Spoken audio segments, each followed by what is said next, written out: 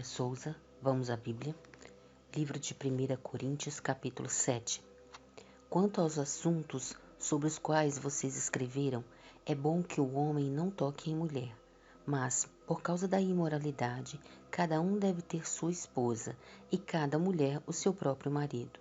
O marido deve cumprir os seus deveres conjugais para com a sua mulher, e da mesma forma a mulher para com o seu marido. A mulher não tem autoridade sobre o seu próprio corpo, mas sim o marido.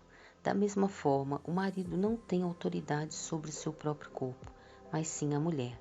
Não se recusem um ao outro, exceto por mútuo consentimento e durante certo tempo, para se dedicarem à oração. Depois, unam-se de novo, para que Satanás não os tente por não terem domínio próprio. Digo isso como concessão e não como um mandamento. Gostaria que todos os homens fossem como eu, mas cada um tem o seu próprio dom da parte de Deus, um de um modo, outro de outro.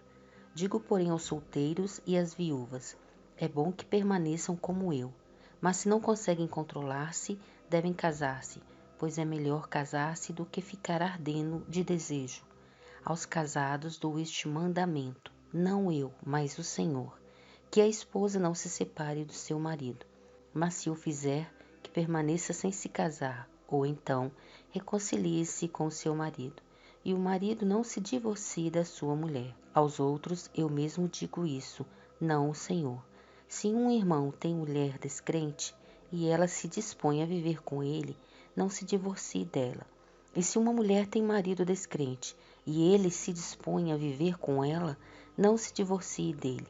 Pois o marido descrente é santificado por meio da mulher, e a mulher descrente é santificada por meio do marido. Se assim não fosse, seus filhos seriam impuros, mas agora são santos. Todavia, se o descrente separar-se, que se separe. Em tais casos, o irmão ou a irmã não fica debaixo de servidão. Deus nos chamou para vivermos em paz. Você, mulher, como sabe se salvará seu marido? Ou você, marido, como sabe se salvará sua mulher? Entretanto, cada um continue vivendo na condição que o Senhor lhe designou e de acordo com o chamado de Deus. Esta é a minha ordem para todas as igrejas. Foi alguém chamado, sendo já circunciso? Não desfaça sua circuncisão. Foi alguém chamado, sendo incircunciso? Não se circuncide. A circuncisão não significa nada e a incircuncisão também nada é. O que importa é obedecer aos mandamentos de Deus. Cada um deve permanecer na condição em que foi chamado por Deus. Você foi chamado sendo escravo? Não se incomode com isso, mas se você puder conseguir a liberdade, consiga, pois aquele que, sendo escravo, foi chamado pelo Senhor, é liberto e pertence ao Senhor. Semelhantemente, aquele que era livre quando foi chamado, é escravo de Cristo. Vocês foram comprados por alto preço. Não se tornem escravos de homens.